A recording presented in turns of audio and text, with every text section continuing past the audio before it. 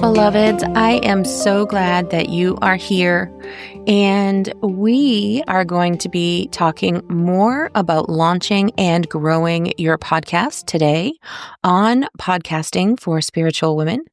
I'm your host, Kim Parkinson, and I'm here to really help and guide you to make aligned choices and the best choices for your business and yourself with your voice through the power of podcasting, gaining visibility and clients that love you, adore you, and trust you.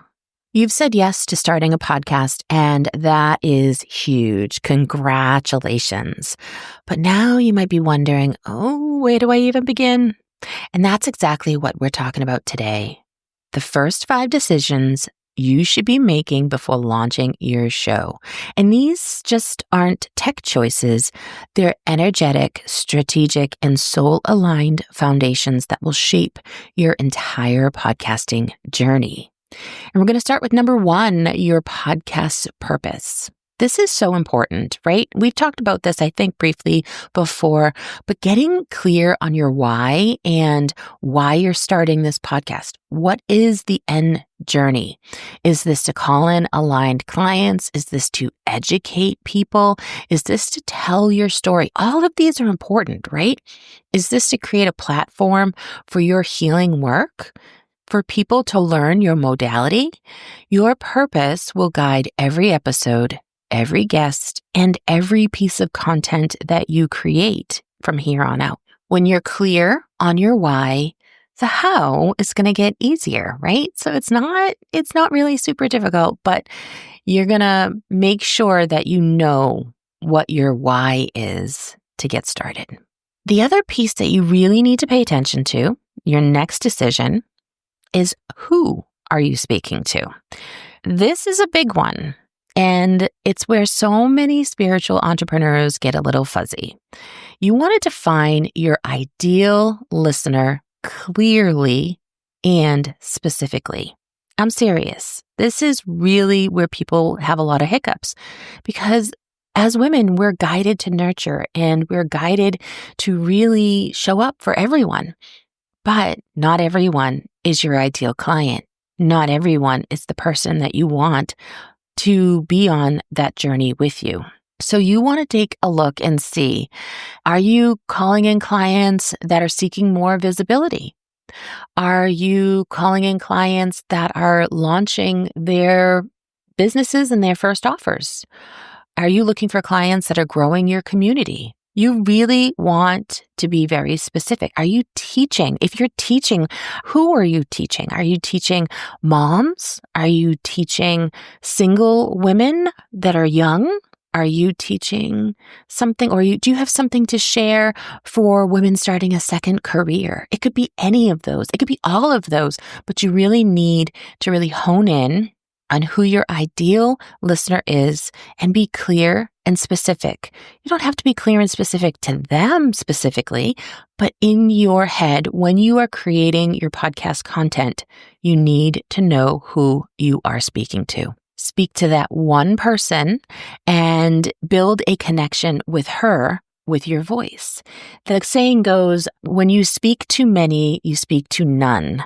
And you want to make sure that you really keep in mind who that person is, that client avatar, so to speak, right? Now, the third decision that you're going to want to make is your format and your flow. Now, what style of podcast are you going to want to create? Some options are solo episodes, which are like this one, teaching, storytelling, maybe some spiritual transmissions, some journeys, or maybe some meditations, things like that. And then definitely, if you're interested, you could add in a few guest interviews. Now, I would not suggest guest interviews every week. You want to maintain your authority with those solo episodes, but you could definitely have a mix of both of those. Another one is maybe some short form guidances, more meditative, longer 30-minute conversations, the coaching clients. Maybe you have a client that has a question and this question comes up a lot. And so you may not want to bring the person on, or you can, totally up to you. But then what you can do is you could say, Susie has this question, and it might not even be Susie, to use a pseudonym here. Susie has this question, and I really want to guide her to show how I would help her. And this is what I told her. Certainly, it would feel maybe more authentic to you to have Susie on. But if Susie is too afraid or not interested, you could still share how you coach by using that question as an example, as long as it's not too personal, of course, right? And then you're going to also maybe think about what kind of music you're going to want. Now, some people do use music in their podcast. I'm a big music fan, and therefore that's why I do currently have music in my podcast. And then storytelling. Now, I haven't done a lot of storytelling yet on this particular podcast, but I do know that it's going to be coming. It's just right now I'm really focused on teaching and sharing and, guiding you to create your podcast.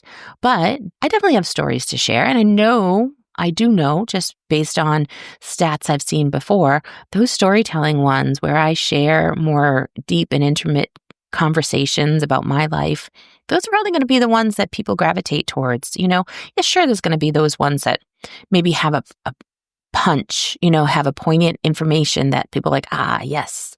But the ones that I share my story are definitely going to be the ones I can foresee where people listen and are rapt, right? People love stories. Think about all of those times we would sit around campfires or sit around and we would tell stories. This is how it began. And this is what we're doing again, or doing still, either way. If you're thinking about this, you also want to maybe think about whether or not you're going to be formal or relaxed. Now, I try to be me, right? And that's, I guess, the most important. I don't care if you're formal or you're relaxed, but you just want to be you, showcase you and showcase how you shine. So that is super important when you're thinking about your format and your flow. You want to make that an extension of you. All right, your fourth decision is going to be your schedule and your rhythm. How often do you want to release episodes? There's no right answer here, but consistency is key.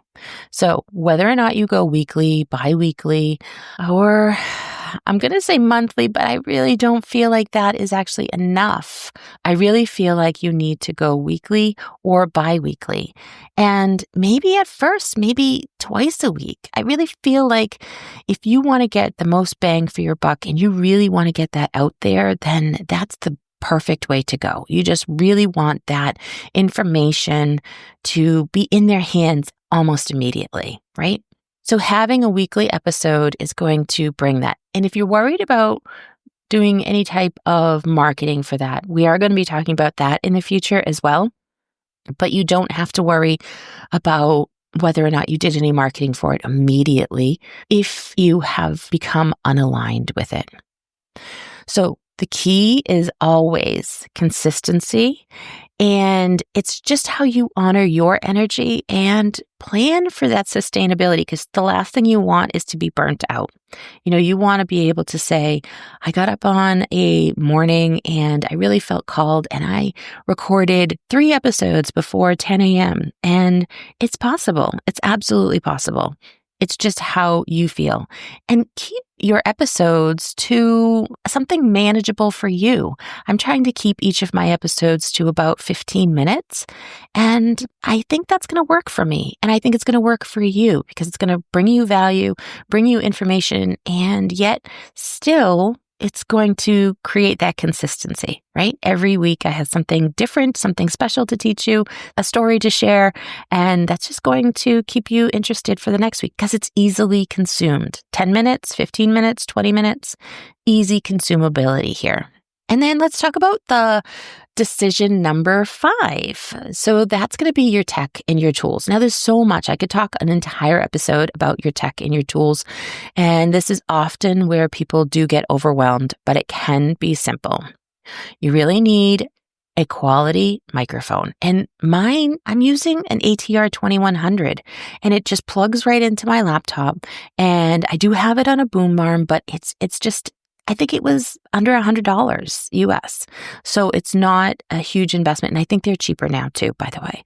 It's not a huge investment, but you do want something that will be easy for you, right? It doesn't have to be studio quality. You want a way to record. Now, I am sometimes recording directly into Descript. Sometimes I record directly into Audacity. Audacity is free, but I do have a Descript subscription, so I can do that as well. There's a couple of other places. I even have one client, and she records directly into her phone, and we take it from there. And then I have another, and she actually uses Dialpad, the old-fashioned Dialpad that people in corporate use. She records using that. And we take her podcast and we edit it from there. And then you're going to need a podcast host. So my favorite is Captivate, but there's also Libsyn and Buzzsprout, Acast, Castos. There's a whole bunch out there. And there's even a free one. Now, the free one does come with some limitations, but for overall, if you're just getting started out and that is maybe like a sticky wicket for you, then, go ahead and give it a try. You can always transfer to something bigger and better at a later time too, something more useful for your needs. You're going to need some cover art. Make sure that your cover art has those big, bold letters of what you're about and who you're for. And then always think about your episode titles. Where are you leading your listeners to? What journey are you leading them to? So if you have something that you're going to be releasing on Lionsgate, then perhaps you need to backtrack and think about how you're going to be talking about that leading up to there. And I would definitely, even though you might have a working title, I would wait until after you record to actually come up with a full title. You always want to use any kind of keywords in that title. Also, just think about what you talked about. Sometimes things change, right? When you think you're on a path to one episode and then you're like, oh, just think about conversation with friends. You're like, I'm going to tell her about this fantastic vacation I went on. And then she steps into dinner and she tells you about her ailing mother. The conversation about your fantastic vacation just went out the window, and now you're onto a different conversation. And that can happen in your podcast episode as well. So you don't have to be perfect to get this started. These 5 decisions are meant to free you, not box you in. And remember, if you're not locked into anything, podcasts evolve, just like that conversation, right? You evolve, podcasts evolve, and things can change. Start with clarity and just let it grow from there. It's just one little step at a time, one little episode at a time. Just to recap, the 5 decisions you need to make before you launch are: know your purpose, know your listener, choose your format, set your rhythm, and keep the tech simple. Just keep that simple for right now. I mean, keep it simple all the time, right? Just make it simple. If that still feels like a lot, I am here to help and I'm here to guide you. You can schedule a podcast growth clarity call at kpcreativemedia.com, and we'll walk you through these decisions together and create a launch path that is aligned and actionable for you. Thank you so much for joining me today. I look forward to talking to you next week.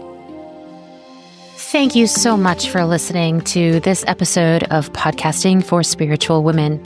If you would like more strategy and tips and some tricks on how to make your podcast better, I recommend that you join my newsletter list.